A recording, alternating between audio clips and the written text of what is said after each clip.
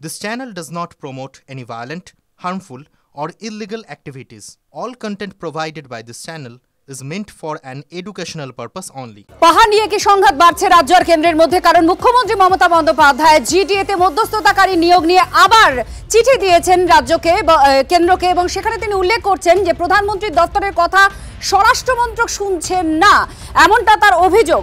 প্রধানমন্ত্রীর দপ্তরের কথা স্বরাষ্ট্রমন্ত্রক শুনছে না, এই অভিযোগ জানিয়ে চিঠি লিখেছেন। মুখ্যমন্ত্রীর 18ই অক্টোবরের চিঠি বিবেচনা করতে পরামর্শ দিয়েছিল প্রধানমন্ত্রীর দপ্তর, কিন্তু প্রধানমন্ত্রীর দপ্তরের কথা শুনছে না অমিত শাহ দপ্তর, এমনই দাবি মুখ্যমন্ত্রীর। সৌরভ গুহ আমাদের প্রতিনিধি আমাদের সঙ্গে রয়েছেন। সৌরভ, তাহলে কি পাহাড় নিয়ে কেন্দ্র আর রাজ্যের মধ্যে সংঘাত সেটা যেমন বাড়ছে, অপরদিকে স্বরাষ্ট্রমন্ত্রক মানে অমিত শাহ তার দিকেও কি নিশানা আক্রমণ আরো তীব্র হচ্ছে?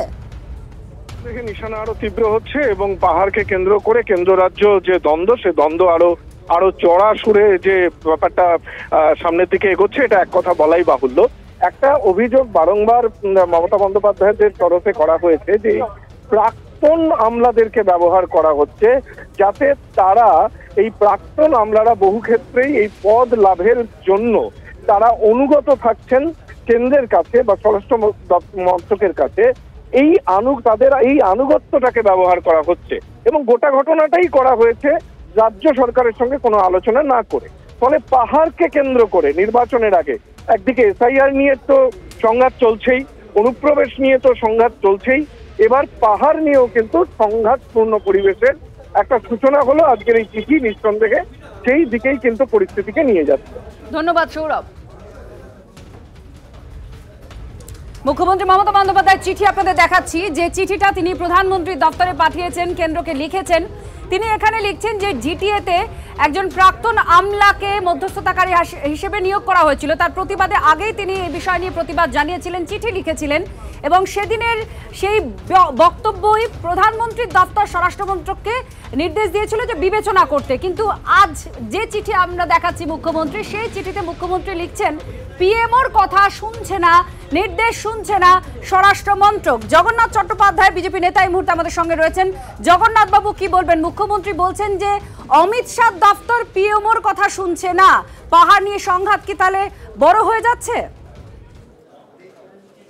দেখুন, বিহার নির্বাচনের যে ফলাফল সেটা আগাম আঁচ করে ফেলেছিলেন মুখ্যমন্ত্রী, এবং সেই কারণে মুখ্যমন্ত্রী সচিবালয় থেকে যে চিঠিটা প্রকাশ হয়েছে সেই চিঠির সঙ্গে দেখবেন প্রধানমন্ত্রীর দপ্তরের অ্যাপয়েন্টমেন্ট সেল থেকে স্বরাষ্ট্র মন্ত্রকে পাঠানোর একটা চিঠি তিনি যোগ করে দিয়েছেন।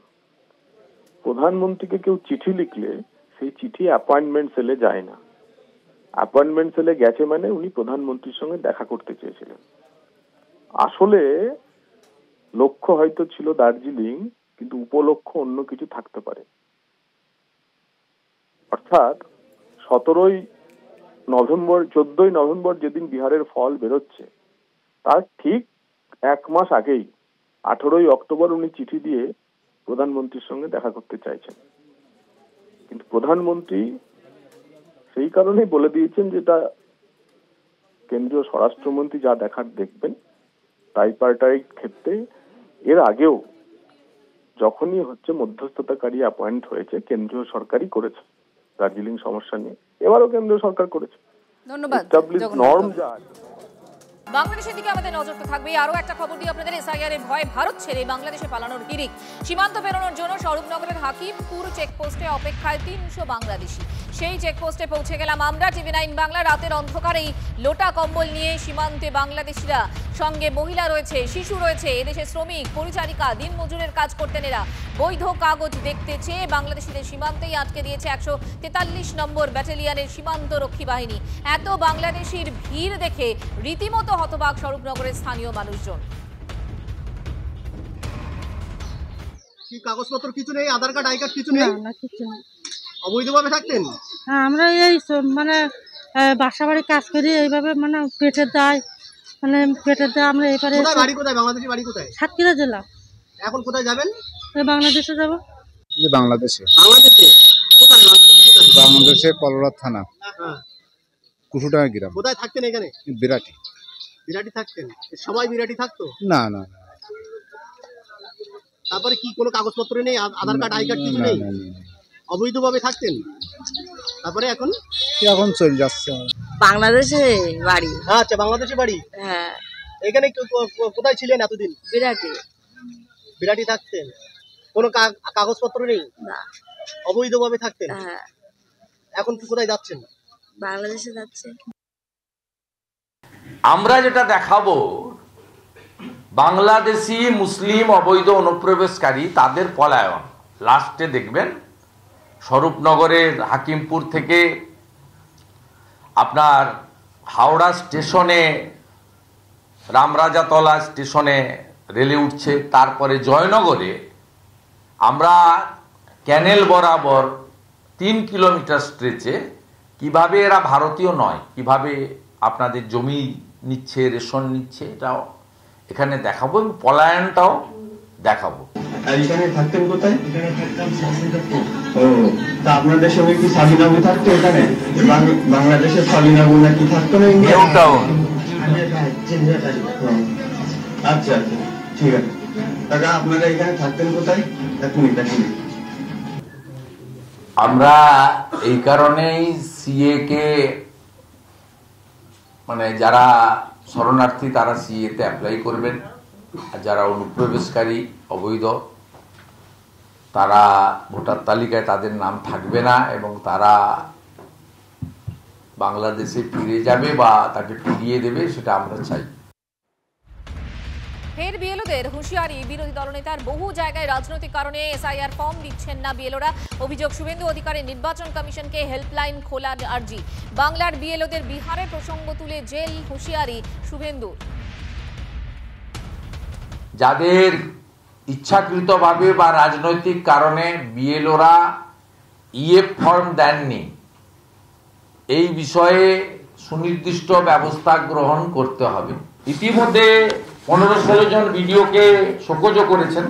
আপনারা যদি ভাবেন মমতা ব্যানার্জি, মনোজ পন্থ আর এক শ্রেণীর চটিচাটা ডিএমরা আপনাদের বাঁচাবে, ও সব হবে না।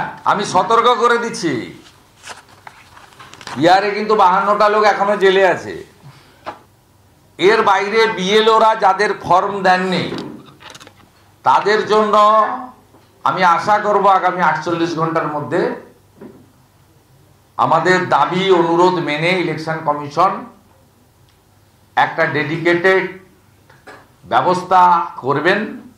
আজকের অবশ্যই একটা বড় খবর, কল্যাণের বিস্ফোরক অভিযোগের পর কঠোর হুঁশিয়ারি বোসের। বাংলায় রাজ্যপালের বিরুদ্ধে অভিযোগ করার একটা প্রবণতা আছে, কিন্তু এবার কঠোর পদক্ষেপ করা হবে, হুঙ্কার রাজ্যপালের। बंगाल में ऐसा एक टेंडेंसी है, राज्यपाल के बारे में कुछ कहना, आरोप लेना, कुछ भी नहीं होगा, ऐसा एक फीलिंग है। और मैंने डिटर्मिनेशन किया है, रॉन्ग आरोप करता है तो स्ट्रॉन्ग एक्शन लेगा, क्योंकि CS's wife must be above suspicion. The governor should be above suspicion. Therefore, strong action will be taken against Mr. Banerjee based on facts. It is to find the facts and establish the truth. सच साबित करने के लिए आज एक joint inspection order किया है। Joint inspection के बाद स्ट्रॉन्ग लीगल एक्शन लेगा। जो कम्युनिकेशन गवर्नर और चीफ मिनिस्टर के बीच होता है वो कॉन्फिडेंशियल रहेगा। बट इस मुद्दे पर कुछ बोले हैं सीएम मैडम को? सीएम से और गवर्नमेंट ऑफ इंडिया से राज्यपाल के नाते जो कुछ कम्युनिकेशन होना है वो होता ही रहता है, पर तो कॉन्फिडेंस रहेगा। Any legal action will be taken against Mr. Banerjee? Strong, proactive, effective legal action will be taken against the honourable member within the constitution, within the laws of the land. Because I feel I have a responsibility to establish the truth before the people of Bengal. That is why this has been ordered.